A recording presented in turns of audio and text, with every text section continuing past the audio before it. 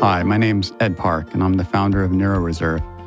Thanks for joining us for this podcast. Today, we're speaking with Dr. Marwan Sabbagh. He's one of our medical advisors, and he's a leading neurologist and researcher in dementia and in particular Alzheimer's disease. He's going to be answering a lot of very common questions that many of you have actually submitted, and we hope you enjoy this, you find this informative and even inspirational. And we just thank you so much for your interest and for joining us. Please enjoy this. Thank you so much. Welcome to this NeuroReserve podcast. My name is Marwan Sabbagh, and I'm here with Dr. Marwan Sabbagh today. Thank you for joining us, Dr. Thank you for including me. So Dr. Sabbagh is a board-certified and geriatric neurologist, and he's dedicated his career to finding a cure for Alzheimer's. But you've really done so much more than that. Thank you. So if you don't mind, I'd love to highlight a few of your credentials. So, Marina, I am a neurologist by trade, and specifically, I am the director of the Cleveland Clinic Lou Ruvo Center for Brain Health in Las Vegas, Nevada. That's right. I've been in this space for over 25 years. I have published hundreds of papers in Alzheimer's and dementia. I have 5 books. And this is not just a one-off or side job for me. This is my life goal, my life passion, and I'm all in to see what we can do to prevent a future, to have a future that doesn't have Alzheimer's in it. That's wonderful. Yeah, I know that you're a leading investigator for many Alzheimer's prevention and treatment trials. You've done so much with that. And you've authored and co-authored over, 357 medical and scientific articles. It's amazing. Thank you. And you've just contributed so much to the field. So thank you. I know that you're on the editorial board for the Journal of Alzheimer's Disease. Yes. And BMC Neurology. Yes. And the editor-in-chief of Neurology and Therapy. And you've also taken all that expertise and shared it with the general public by authoring a few wonderful books. Thank you. Including The Alzheimer's Answer, Reduce Your Risk and Keep Your Brain Healthy, the Alzheimer's Prevention Cookbook, 100 Recipes to Boost Brain Health, and then most recently in 2019, Fighting for My Life, How to Thrive in the Shadow of Alzheimer's. Yeah, that's my newest book, and it's an interesting story. I hope we'll have a chance to talk about it. Yes, definitely. So not only are you working to find a cure, but you've really been on the front lines helping to educate people about how they can reduce their risk for Alzheimer's and other neurodegenerative diseases, and maybe even preventing those diseases in the first place. Yeah, so the good news is that this space is growing, the interest is growing, the knowledge base is growing. So it's not just a good time to be in this space, but it's a good time to discover what all the great things are going on. Right, definitely. Well, thank you so much for joining us today. I'm really honored to be speaking with you. I wanted to start by understanding a little bit about how you became interested in medicine originally. So I am come from a family of physicians. My dad's a heart surgeon, but I never had any interest in the heart. It was always the brain. I knew well before, when I was going to college, that I was going to go to pre-med. The funny thing about it is people say, well, how do you get into this space? And it doesn't run in my family. It's not like I'm running against some kind of clock. What it is that I had a fear of getting old. I thought that Alzheimer's and dementia was really the embodiment of everything sad and destructive about aging. And so I said, very early on, I went to college. I started doing research in college. I'm like, this is what I'm going to do. And I have not one day changed what I wanted to do. 35 years from the time I was in college till now, that's all I've wanted to do. And so was it when you were in college that you knew you wanted to become a neurologist, or was it younger than that? No, I knew that I wanted to go to medical school to become a medical doctor. And in college, I started doing research at Berkeley in life sciences and in Alzheimer's. And what fascinated me about the research I was doing in college was not what was known, but how much was not known. Right. And I'm a curious person by nature. So I was like, this is great. Look at all the things we can discover. And I that was a driver for me. People are often dissuaded by the unknown. I want to know more about that. Right. And so thankfully, I've been in this a long time, and I'm a little older now, and I'm not as afraid of getting old as I used to be. That's great. And so when you were in your early career, were there things that helped you to realize that you were on the right path, that you really had made a good choice in in choosing Alzheimer's research and neurology? Yeah, so neurology in my generation has transformed from a diagnostic field to a therapeutic field. We used to say diagnose and adios was kind of the saying for neurology, and that you really couldn't do anything for your patients. But in the time that I've become a neurologist, we now have fantastic treatments for everything from migraines to stroke to epilepsy to Parkinson's, things that weren't even thought of when I was a resident and a medical student. So over in just in one generation, neurology as a field has gone from a diagnostic to a therapeutic field.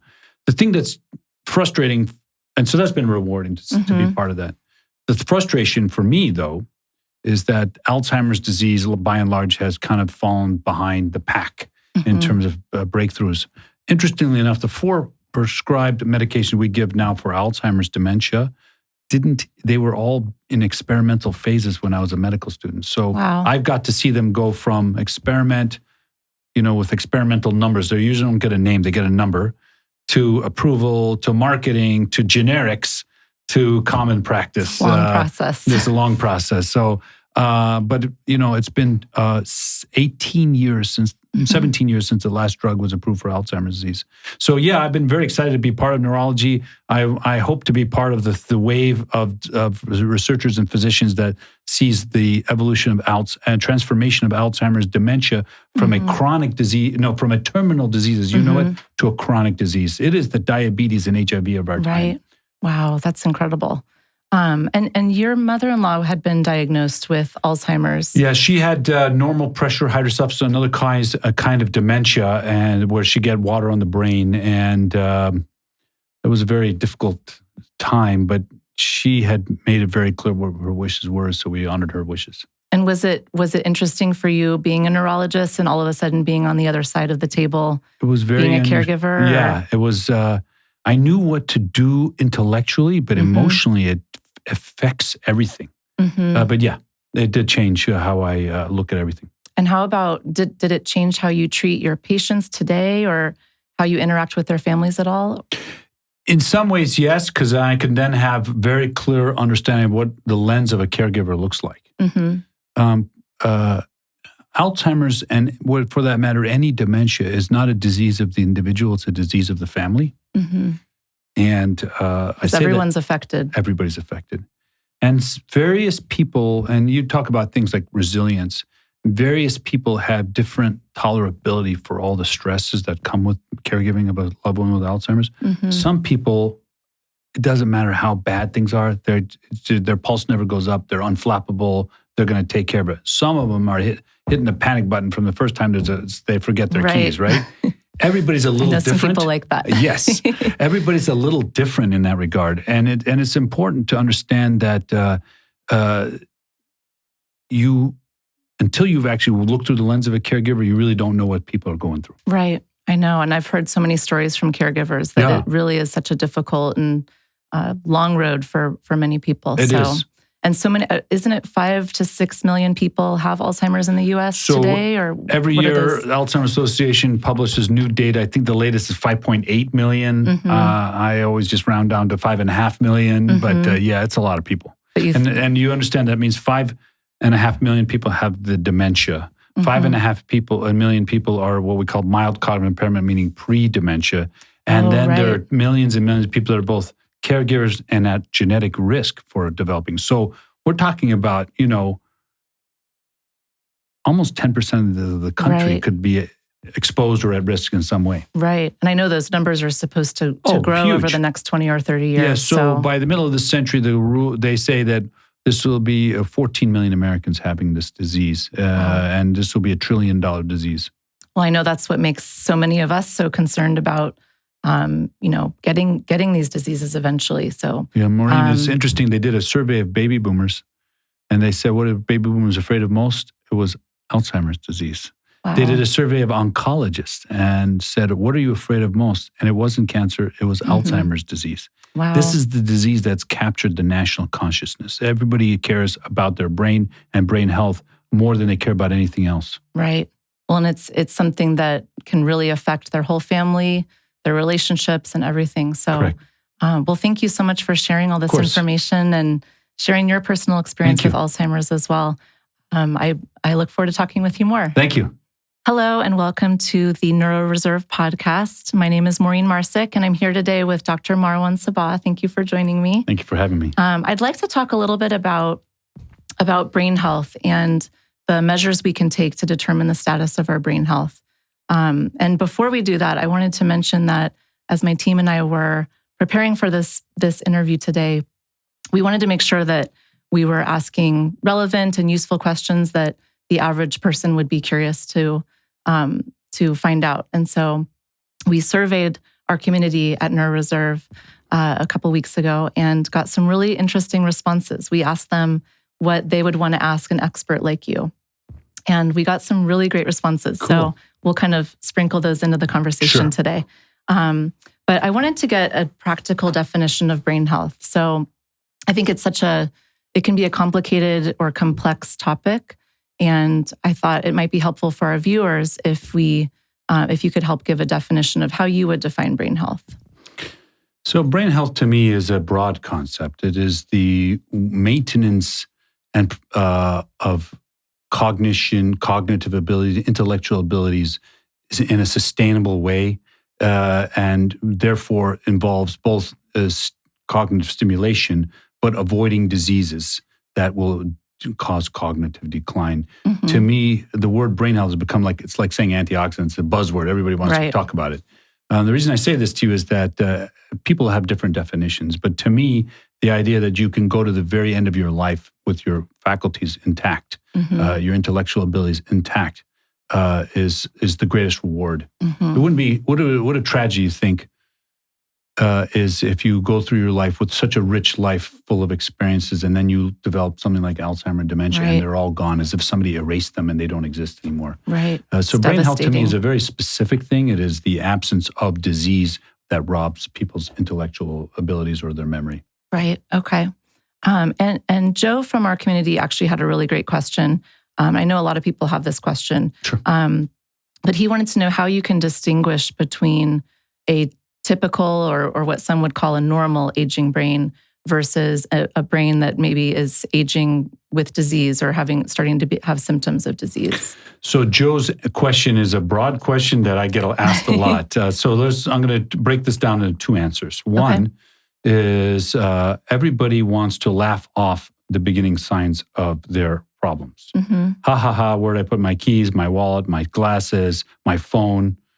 But if it went from the fact that you never ever did that before to now becoming a daily routine or chore, then that's a change for you. Right. I think people want to attribute memory issues to age, stress, trouble sleeping, depression, etc. When in fact those might still be present, but they might also be on top of a real issue that's brewing. So if there's a worry, I would get it checked out. I think if you want to say there's anything age-related that does not necessarily portend a dementia or future cognitive impairment, I think the slip of the tongue, the trouble finding that once in a while, can't remember the movie actor from 1955, you can't remember that, right? That it would probably be a okay thing. But if you're repeating yourself, and you and I are having a conversation, I just met you, but I got an email from you recently, and if I started to ask the same questions over again, even though we've already talked about it, that would be a change. That would be a red flag to be aware of. Okay, well, that's good to know. I think that's helpful to give a little practical example. But on an organic side, when we see the brain degenerating, meaning shrinking at an accelerated rate, that's also another marker that we would pay attention to. Okay, that's good. Yeah, and I know it's nice to hear that the occasional memory lapse or can't remember something from 20 years ago, that's okay. But that we should be more aware of if it's happening more often and that sort of thing. That's exactly right. That's great. And I think that a lot of people seem or may have confusion about what dementia is. So, and actually before I ask that, can you give our viewers an idea of what neurodegeneration is? We've talked about that a bit already, but can you describe what that is? I will describe neurodegeneration, but let me jump right to the difference between Alzheimer's and dementia, because I probably get asked that question more than any. Dementia is a category of disease. Dementia means cognitive decline that's affecting your functional abilities. saying dementia is like saying cancer. If you say cancer, you should say what kind, right? So cancer, breast cancer, right? Category, type. If you say dementia, you should say what kind as well. So Alzheimer's is a kind of dementia. In fact, Alzheimer's is the most common type of dementia, constituting half to 3/4 of all dementia. So all Alzheimer's is dementia, but not all dementia is Alzheimer's. There are many kinds of dementia, including Parkinson's, water in the brain, Lewy body dementia, strokes, vascular, etc. So my point is that dementia is the category, Alzheimer's is the type. Okay. The reason I say this to you is that degeneration of the when we talk about neurodegenerative diseases, what we mean by that is it's usually progressive and unidirectional, that you're not getting better, you're just kind of getting worse in dribs and drabs or uniformly getting worse. It tends to be you're just kind of going one way and not the good way. Right. And so that's when we talk about neurodegenerative diseases, that's typically what we see is that there's a progressive decline over time. Okay. But with that, functional loss, intellectual loss, cognitive loss, memory loss comes other changes in the brain. And that's when they talk about the neurodegenerative aspects of the brain. Okay, that makes sense. And why would you say that dementia is such a difficult thing to tackle when you compare it to something like heart disease or even cancer? Yeah. So the answer is that we're about 40 or 50 years behind where heart disease and cancer are. Wow. Cancer and heart disease are scary diseases. Alzheimer's is a scary disease. But the difference, of course, is that there's a very good chance with cancer you could get a cure or a survival or a very good outcome. Heart disease, you can get stents and bypasses and be managed very aggressively and go on to have a full life expectancy. Alzheimer's is nowhere near that. We know that if I give somebody a diagnosis of Alzheimer's disease, whether it's the pathology or the full dementia, that's a one-way road right now. And I give, unfortunately, Maureen, I give a lot of bad news in my day job, and it's hard. It's heartbreaking. Yeah. But that's the difference. Okay. And I think a lot of times people think of neurodegenerative diseases as things that occur to us when we get old. So I think I've spoken with a lot of people that feel like, oh, it's not something I have to worry about until I'm much older. It's so far away from now. But I completely disagree with that, Maureen. I completely disagree with that. So when does neurodegeneration actually begin in the brain? Yeah, so there's a very important observation because we know that the changes in the brain that ultimately lead to a process like Alzheimer's dementia start 20 years before your first day of forgetfulness. Wow, so by the time you incredible. walk in the door to see me, that's the end of the disease, not the beginning of it. The brain is already full of disease, as it were. And it's too late at that point. I wouldn't say it's too late. It's late. Okay? It's very late. Okay. And, we're trying to put out the fires by the time they walk in the door.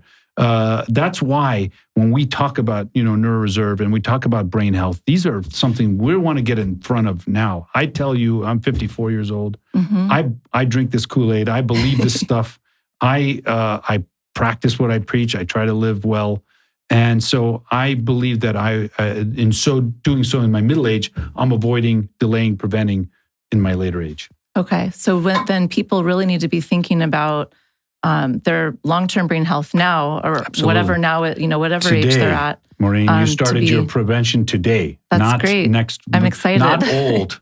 Not by the time you come in when the time your mom or grandma are walking in the door. That's too late. You got to start today. And it's really about preventing the disease as opposed to waiting and seeing what happens. Absolutely. Okay.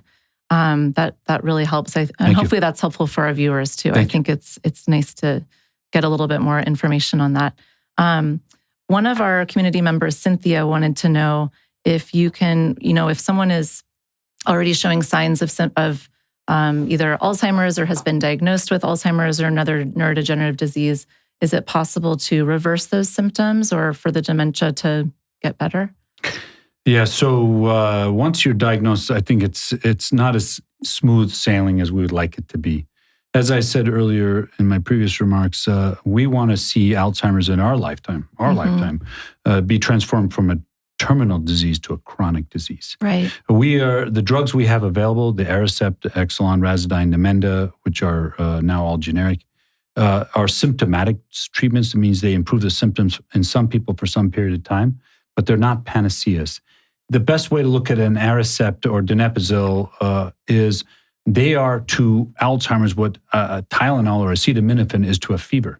You take acetaminophen to take away the fever, but you need the antibiotic to take away the infection that causes the fever. I see. Donepezil and drugs like that are improving the symptoms, but they don't take away the disease. Okay.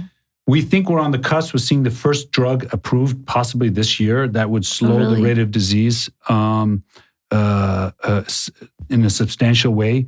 Could be approved later this year. They will go in front of the FDA in a few months. We don't know when that's going to occur. But the bottom line is, to your audience's question, the drugs now have limited effects, and so it's a tough road to hoe. Okay. And do you think that are there any in the future? Do you see there being any other drugs or prevention measures that people will be able to take to or diagnostic measures that people can determine if you do? Okay, that's great. So the interesting thing about this, Maureen, is that you need to know is that the field of Alzheimer's and dementia is way more advanced than what Google says, and what I think we all like to search on Google for answers. What the internet says. The reason I say this to you is that we're a year away from having a blood test to diagnose Alzheimer's disease. Really? It is. Wow. The progress is massive. We are going to, but treating Alzheimer's disease will be a 5-drug cocktail. It'll be like a chemotherapy. It'll be one drug. It'll be 4 or 5 drugs. But we're much farther along than most people think. Wow, and that's great that there's something that soon and that's we're doing coming it all out. here in Las Vegas at the Lou Ruvo Center. Oh my gosh, that's really great. Yeah. I was going to ask one other question about that. Okay. I forgot what I was going to say. Let's come back. Well, thank you so much for talking about all of this. I think it's helpful for our audience to just hear what brain health means and learn a little bit more about neurodegeneration and some of the red flags to be aware of. It sounds like if we have the occasional memory lapse, that's okay. But if we're having them more often, that should raise red flags. And I think people, if they're worried about it, they should go get checked out. They shouldn't wait for it to get serious before they do something about it. Okay. And what would you say the main reason is for getting assessed early? Mainly because we think that the earlier you intervene, the better likely you are to have an outcome. Okay. And it sounds like some of the changes that people can make would make an impact on their long-term effects of the disease. Yes. So, okay, that's great. Well, I look forward to speaking with you again. Thank you so much. Thank you. Well, hello. My name's Ed Park. I'm the founder of NeuroReserve. And in this podcast, we're joined by Dr. Marwan Sabbagh. And it's a pleasure to be here with you. Thank you so much for coming. Thank you for having me. Yeah, and earlier on, we were talking about how to define brain health. We were talking about what's typical, what's abnormal. Now we just want to switch gears a little bit and talk about, well, what's risk? What's the risk? And what can maybe prevent risk or reduce risk, that is. And so I'm going to dive right into it here. And sure. a lot of when we ask questions to our viewers, a lot of people went straight to this question. And I think it's because so many people have been affected by this disease, right, or Alzheimer's or dementia, at the family level, direct family, and also in the more extended group of people that they know. Sure. Almost 50% of Americans, based upon some surveys. Yeah, well. And that's a lot. So first thing is they're asking, well, is it genetic? Is it hereditary? Can you inherit, say, Alzheimer's disease? That's a big question on the minds of people. So, the short answer is yes. We know that a first-degree relative, mother, sister, brother, father, doubles or triples your risk. If you inherit from both parents, it's 6x. So we do know that family history is a significant risk factor for the development of Alzheimer's disease. Okay, and that's news that probably people are not wanting to hear quite yet at this moment. But it's very informative for people to know. And the data is pretty consistent about that. There are a lot of studies going back to the Mirage study and others suggesting it's pretty consistent. Mm-hmm. And when we talk about genetics, what would be like the genes that would contribute to that? And we were aware, I guess, or people are more aware nowadays of one called APOE4. Correct. So APOE4 is clearly the biggest risk factor, which is a risk factor for a young onset heart disease. So we know that people who have heart disease could be at further risk later in life. And the APOE4 carrier, if you are an APOE4 carrier, your risk is significantly higher for developing Alzheimer's disease. The general population, 20% of people have APOE4. In Alzheimer's, 60% have APOE4, but 40% don't.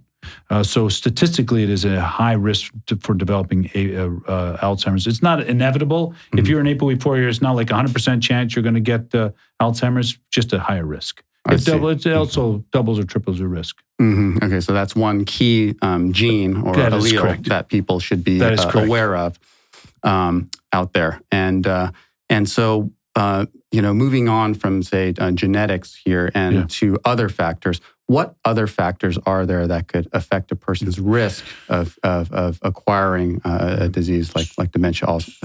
So, Ed, I look at risk in kind of two general buckets. One is modifiable risk and the other is non-modifiable risk. You just mentioned two non-modifiable risks, right? So genetics APOE, and... family history and APOE, right? Mm-hmm. So age would be one. So the older you get, the higher the risk. By the time you're 85, it's 1 in 3, okay? At age 65, it's 1 in 20.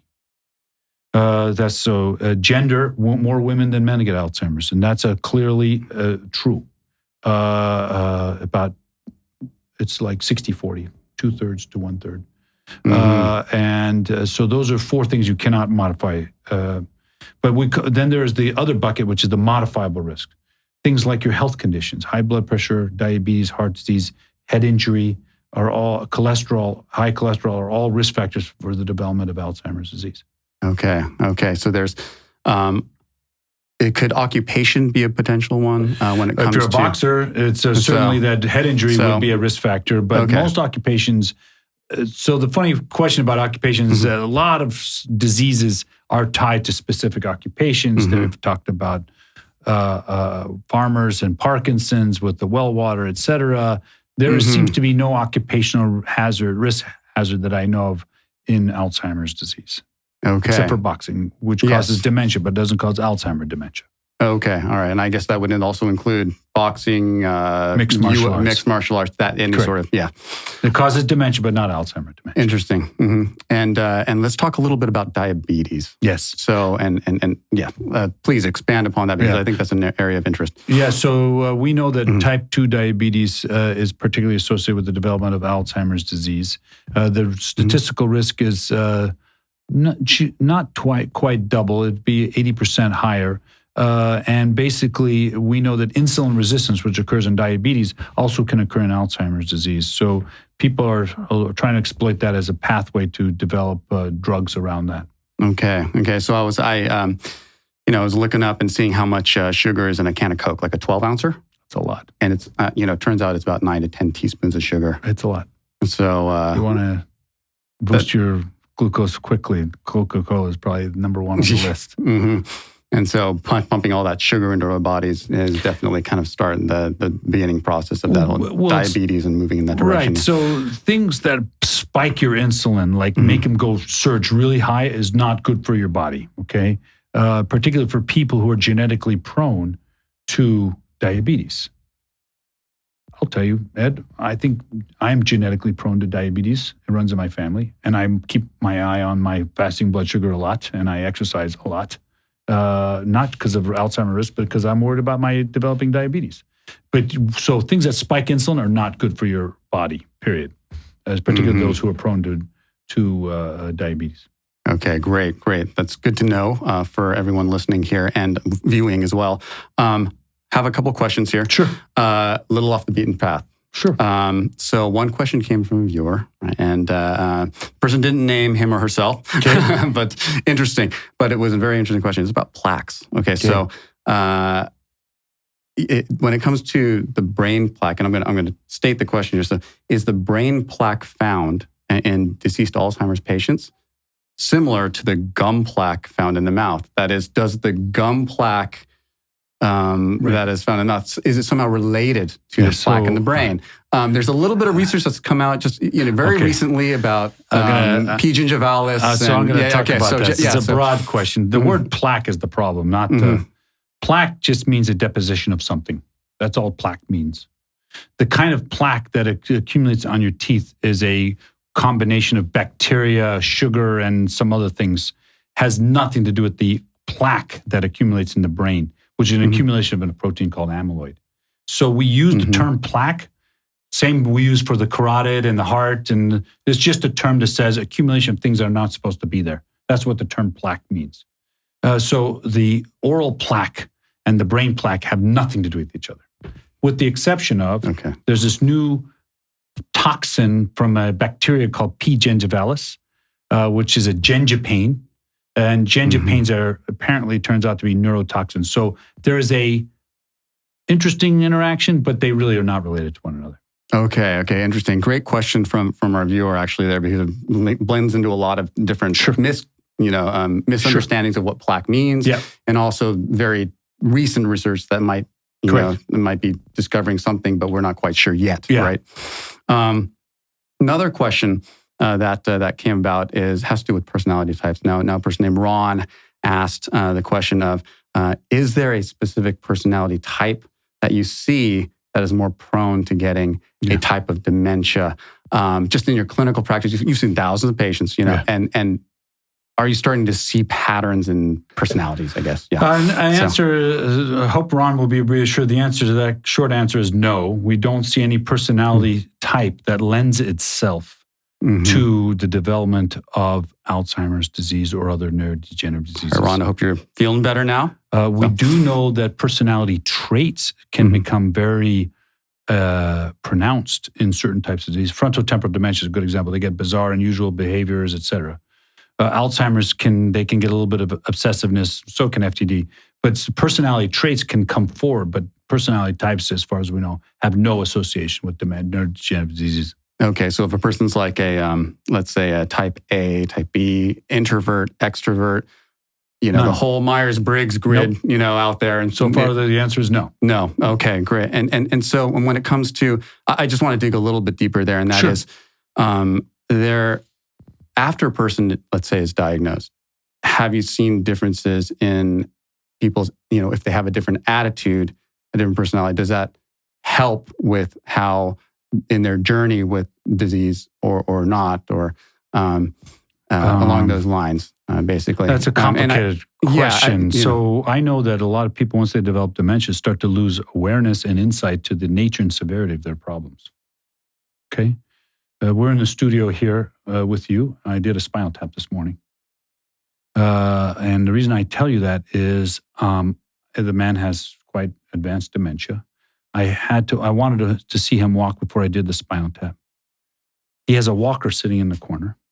I did the spinal tap. I said, you should walk better after I do the spinal tap. He says to me, I don't have any problems walking. Okay? He is that demented that he doesn't even recognize it as that's his walker and that he has a problem walking. So what I'm saying is that many times people are not aware of the nature and severity of their problem.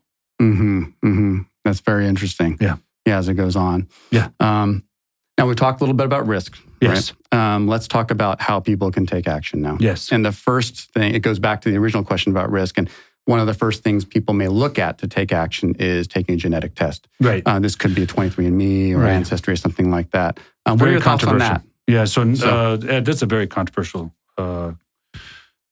discussion, and I'm glad you asked me that question. The reason it's controversial is that about 2 years ago, 23andMe has now started to disclose your APOE genotype status. In the past, we would have advised people to go get genetic counseling before we would give them that information. Now you can get that information, spit in a tube, pay $99, send it to Boston, you'll know your APOE status. And some people, I think every day, and that's what my fifth book is about, I don't think people have kind of processed the meaning of what they're getting when they get this information. So, thousands of times a day, people are like, oh my God, I read Dr. Google, I'm going to get Alzheimer's, when that may or may not be the case. But so what I'm saying is that you can get your genetic information. I just don't think people are prepared for it. And I don't think that the online format has done a good job in preparing you for the consequences of the data that you are gathering nowadays. So that's a very different approach or a very different viewpoint than what we're seeing. We see a lot of obviously advertisements, things like that. It's freewheeling, right? Nowadays, I actually I spit in a tube and I've sent my genetics to the 23andMe, and my first impression was it told me 10 diseases that I know I don't have. Right? I don't have Tay-Sachs disease and all these other diseases because these things. I was thalassemia, or like. I'm a medical doctor, okay? I'm a little more sophisticated, but I'm like, tell me what I don't know. Somebody might have been really freaked out by that if they got that. Of course. I think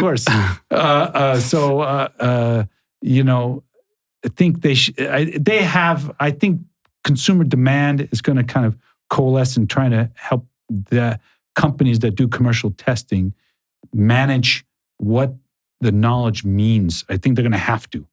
Mm-hmm. The FDA has gotten in their face a lot about particularly ApoE genotype because, one time they're like, you can't have it. And then they're like, okay, you can have it. Things like that. So it's not settled. Mm-hmm. Definitely.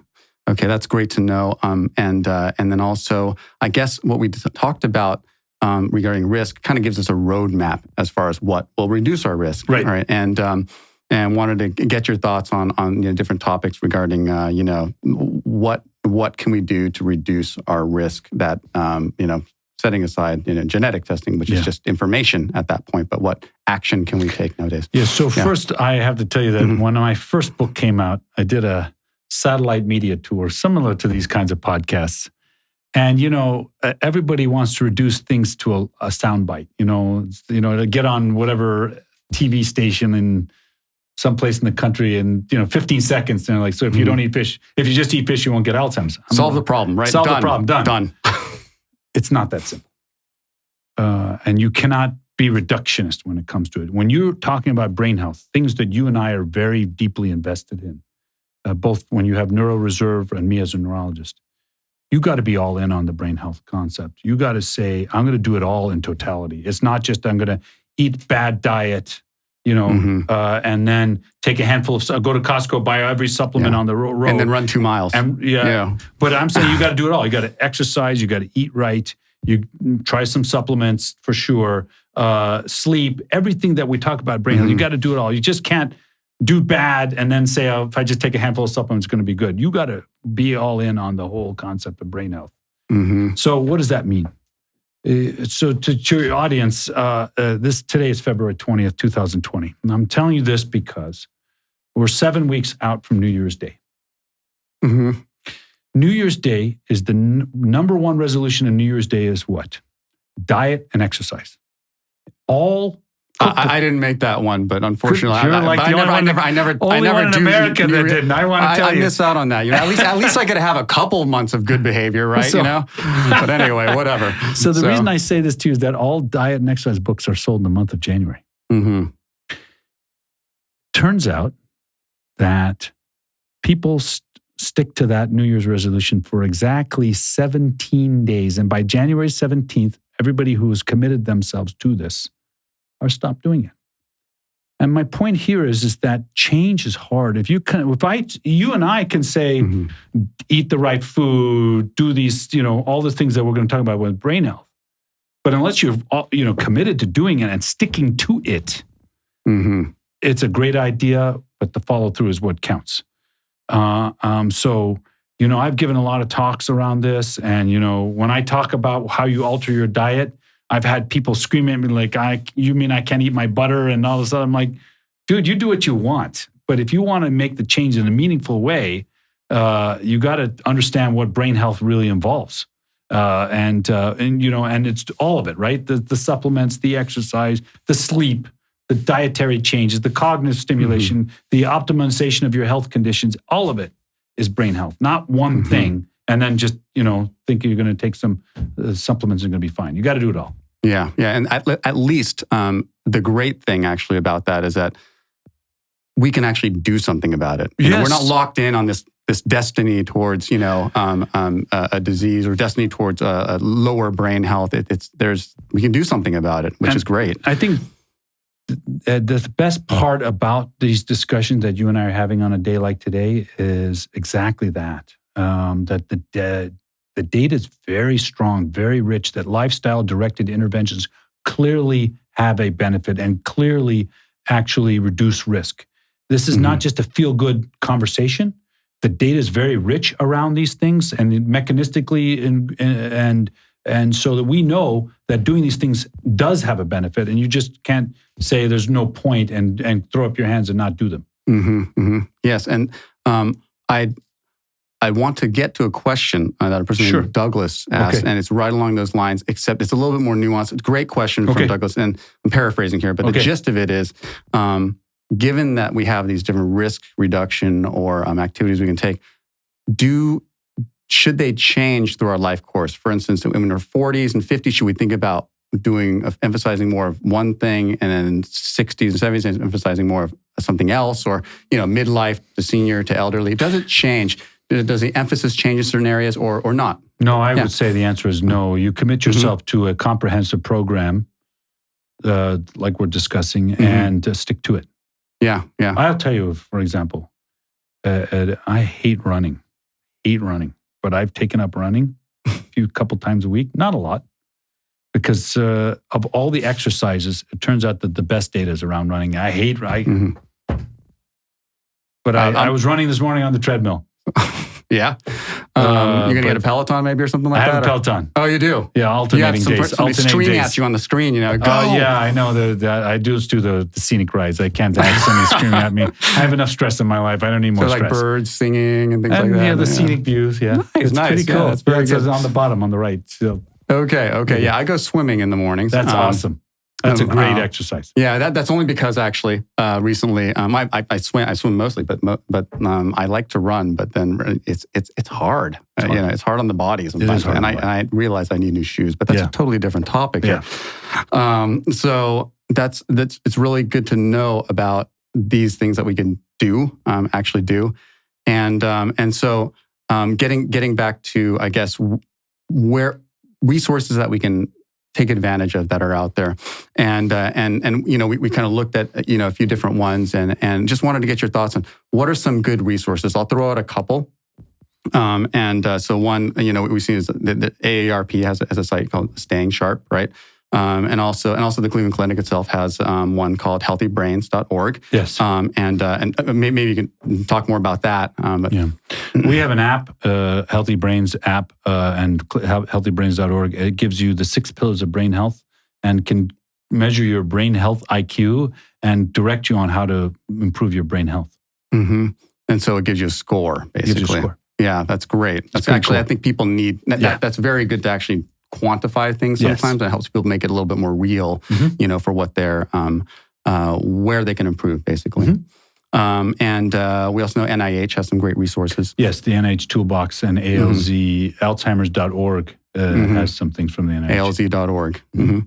And so, kind of like to summarize our discussion here, we talked about risk. We talked about things that we can do to reduce our risk. And the great news there is that there are things we can do now. And as we move forward, I think we'll talk a little bit more and focus in on one specific one, and that is diet. So looking forward to it. Thank you so much. Thank you. Sabbagh. Hello, my name is Maureen Marsick, and I'm here with Dr. Marwan Sabbagh, and this is the NeuroReserve podcast. And Dr. Sabbagh, you've spoken quite a lot about diet and how diet is such an important part of our long-term brain health. So I wanted to dive into that topic a little bit further with you. And you're actually the perfect person to be talking about this with, because not only have you written extensively about how to prevent or reduce Alzheimer's risk, but you've become quite passionate about diet and nutrition as well. Isn't that right? Yeah. So, Maureen, I had my third book, the Alzheimer Prevention Cookbook. I teamed up with a celebrity chef to put the book together. If you want to know, I'm a neurologist, not a chef. I wrote the first 85 pages of that book. Basically, it's not a prescriptive diet like a South Beach diet. It's kind of a vision of when you talk about eating in a brain healthy way, what does that actually look like? And so I gave the themes and ingredients list to the celebrity chef, and he just took off and just wrote just fabulous food. That's great. I've seen the recipes. Yeah, they they're pretty look cool. Delicious. I had nothing to do with them. They're really tasty, I have to say. I've tried them all. So you gave him the framework, and then he was able to build off of that. That's wonderful. Yeah. And so speaking of the recipes that we should be eating for brain health, what are the dietary patterns that are important for brain health, or what should we be following? Yeah, so this is, again, where you get a lot of interesting concepts and ideas. The best data for brain health, it comes from the Mediterranean diet. Fish, legumes, whole grains, antioxidant spices, olive oil, and just a little splash of red wine. So is that daily, or I think there's a lot of studies that come out that people think, everybody's that like, means I can drink. So a little bit of what red we wine. know is that, so let's dive into the alcohol issue for a second. A little is good, more is not better.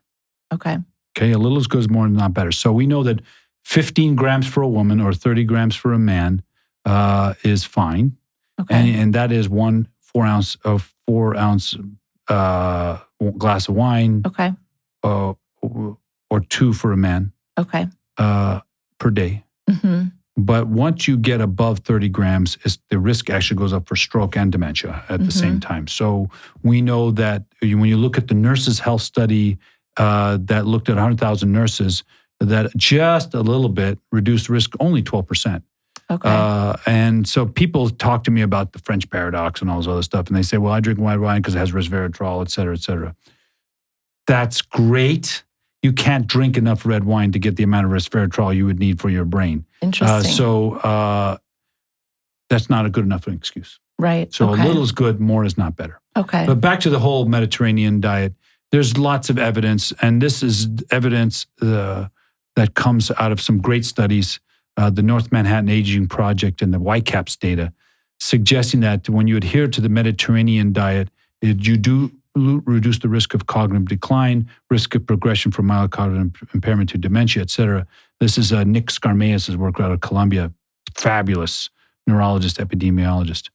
So you're saying that the study showed that you can reduce your risk of dementia. Consuming. That's correct. And the interesting thing about that, everyone needs to be doing this. Yeah. So the interesting thing about that is that people say, well, the Mediterranean diet is an epiphenomenon of living in the Mediterranean. That really has nothing to do with your diet. It's you happen to live in the Mediterranean. No, because that study was done in New York City where 2,200 people adhered to the Mediterranean diet and it worked great. They're not in the Mediterranean. They're not in the Mediterranean. And so we've had other luminaries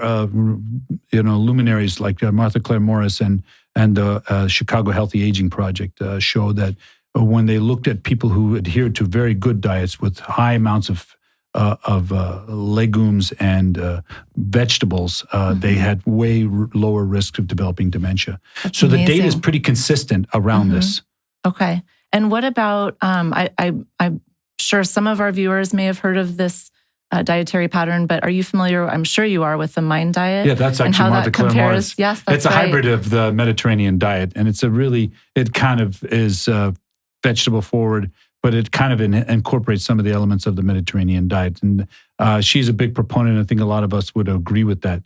The interesting thing now is we're starting to try to apply these in clinical trials. But doing a diet for a clinical trial is quite hard. Right. Because people don't like sticking to diets.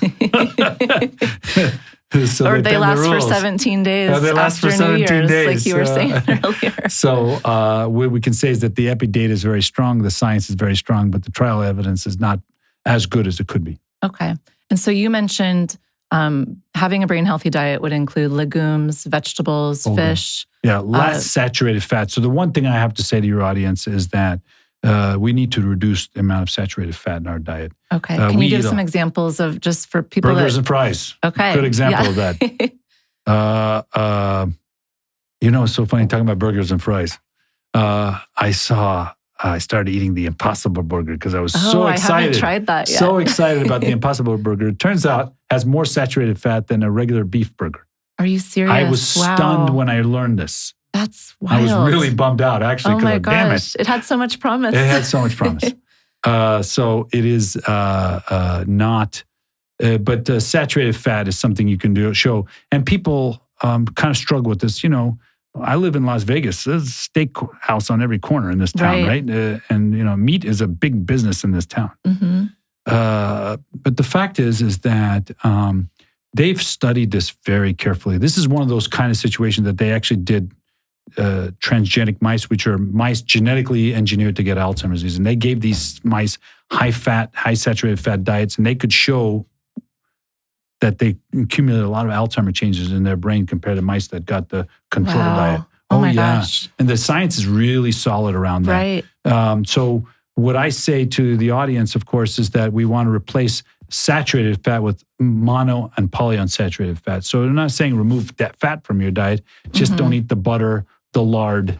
So more avocados or avocado nuts. would be a polysaturated fat. Nuts would be polyunsaturated fat. Olive oil would be the monounsaturated fat. So I don't eat. I had, for the first time in a year, I had butter the other night at a French restaurant. That's probably the best place to have it if you're going to have it. I have not had butter in a year. Wow. And it was really delicious. but then maybe you enjoy it more. I enjoyed it. You have just a little. But you have to find ways to just commit yourself to taking these things out of your diet. And it's probably all those little decisions every day on a daily basis that make a big difference for our long-term health. It's so the little decisions involve going to the supermarket. Okay, the little decisions are saying that you're going to commit a certain amount of your day to exercising, a certain or commit to meditating or stress reduction. It's 2020. I started meditating consistently, meaning more than once a month, in this year. That was my New Year's resolution. How is it going so far? I am doing more than once a month. That's great. That's probably better than a lot of people. Yeah. So but it takes a commitment. I'll do it later. I got another thing. So I remember very clearly, I gave a talk in Park City, Utah last August. And this is a very, very well-to-do, affluent community. And one of the people said, I'm just too busy to do all the things you talk about. And I've heard that comment before. And it was my wife who said something that just stuck in my brain a couple of years ago. He said, you need to attach economic value to you as a person. If you're not around, look at all the things that are lost. Right. Okay? Whether you're not around emotionally, intellectually, physically, you're dead, you're demented, there is an actual economic value to doing these things. So keeping you well is in your health and your financial interest and your long-term interests. Right.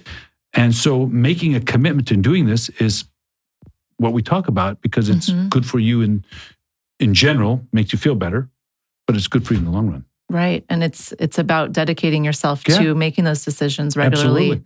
And so you mentioned we shouldn't be eating burgers and fries on the regular. Yeah, but are there other foods to avoid? I'm imagining you're probably going to say sugar. Sugar would be on are that there list. other things? So spiking insulin. I'm sure processed food. Saturated fat. So that's a broad thing, steaks and fried chicken. I love fried chicken. Love it.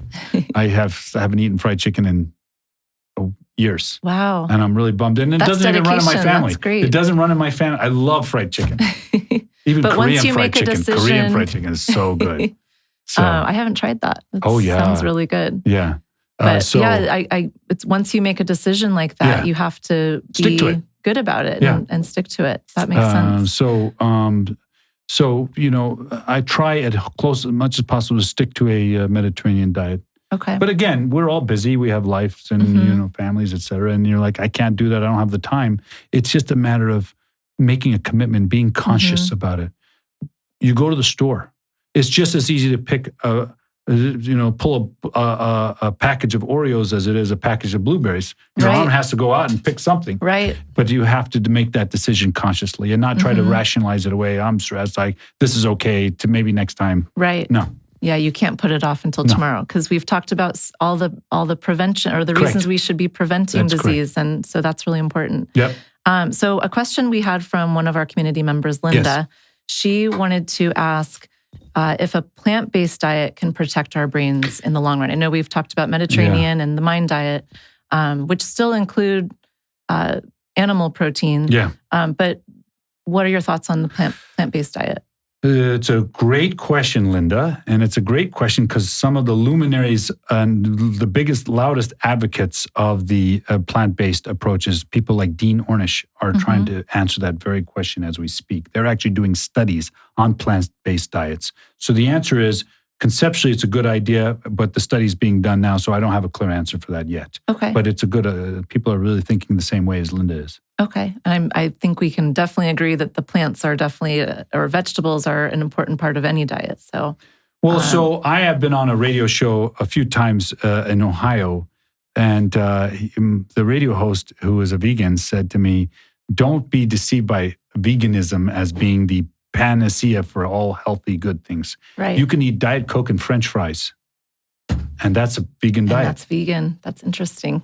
I'm like, oh, really? I'm like, oh, I didn't think of that. Right. I mean, if you're going to be vegan, be healthy vegan, right? Right.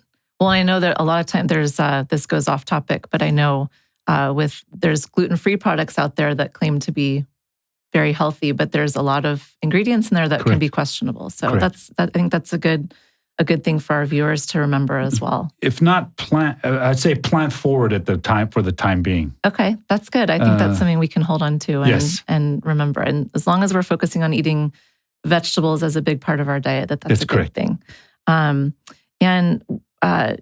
We talked. You spoke earlier about the cookbook that you wrote. It has 100 brain recipes to boost brain health. Yes. And I'm curious. I know that you provided the foundation for that. And your colleague actually wrote the recipes. But what brought that on? How did that come about? Because it's not often that you hear a neurologist writing a cookbook. Yeah, so that's why. So I wrote my first book in 2008 called The Alzheimer's Answer, Reduce Your Risk, Keep Your Brain Healthy, the foreword by Justice Sandra Day O'Connor. And in that book, I talk about a lot of things we're talking about. I talk about risk, modifiable and non-modifiable. And each chapter was talking about something modifiable or non-modifiable, like EPOE. I had a chapter on that. I had a chapter on diabetes. I had a chapter on supplements. I had a chapter on sleep, et cetera.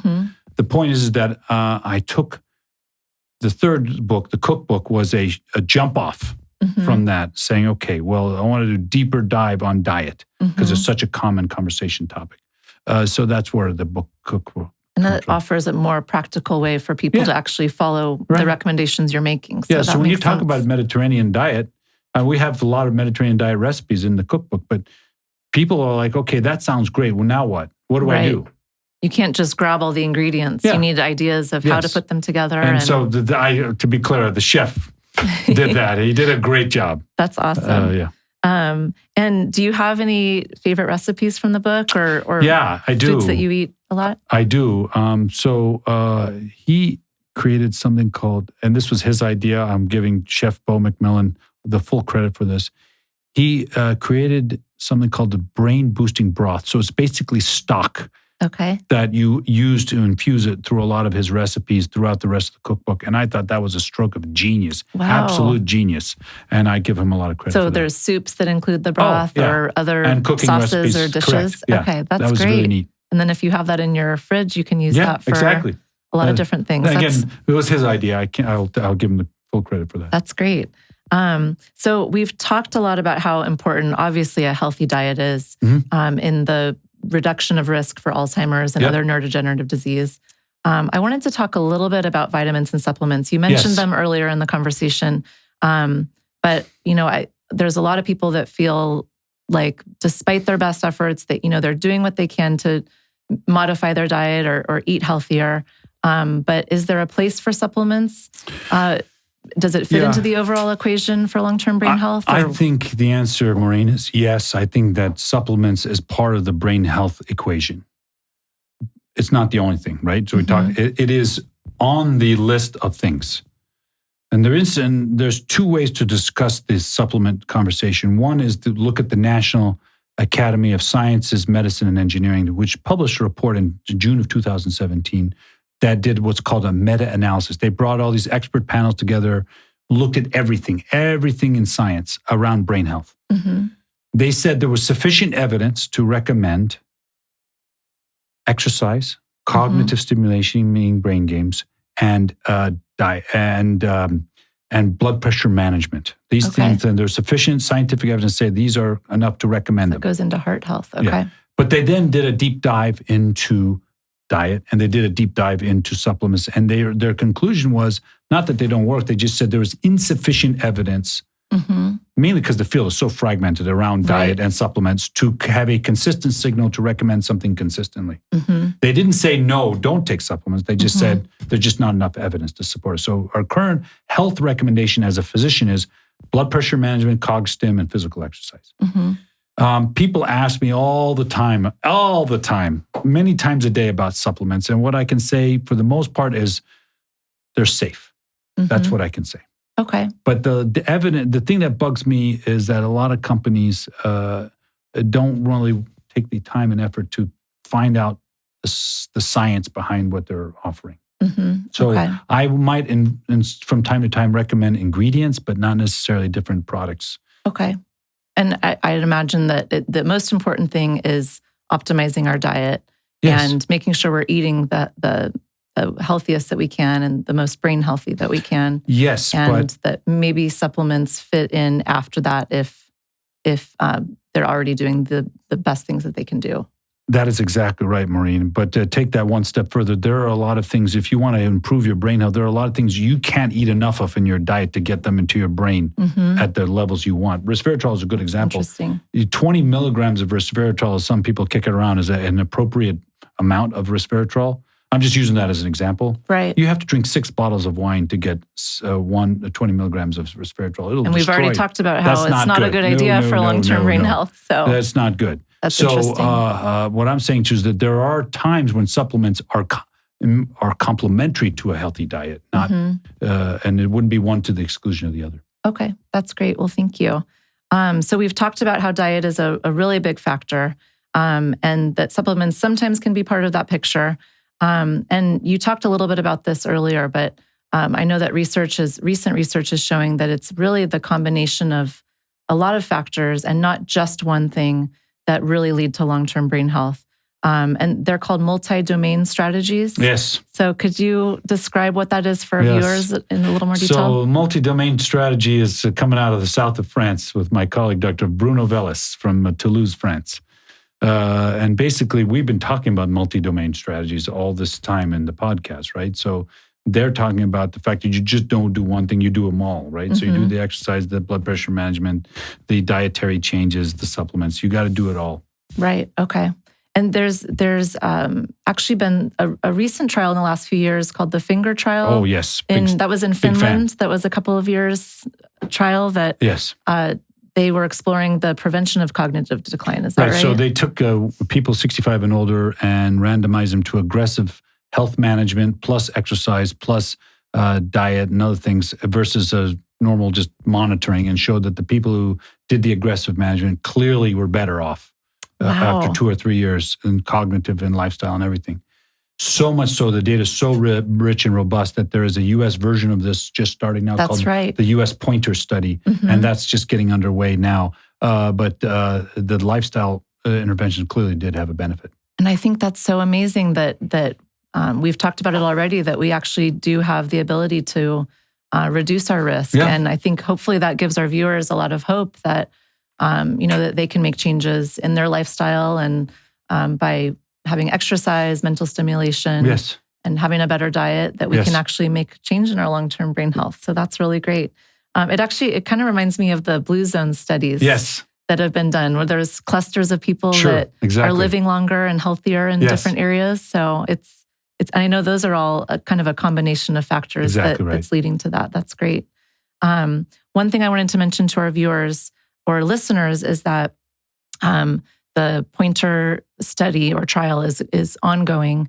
It's still going on, right? Yes, they've just essentially launched in the U.S. Yes, that's right. So if anyone is interested in learning more about that or becoming a participant, you can go to the Alzheimer's Association website to learn more about that. Well, thank you so much for all this great information. Thank you for having me. I think it's hopefully very helpful for our viewers to learn more about how we can really impact our brain health by having a better diet. Yes. And I'm excited to try some recipes from your book too. Thank you. Thank you.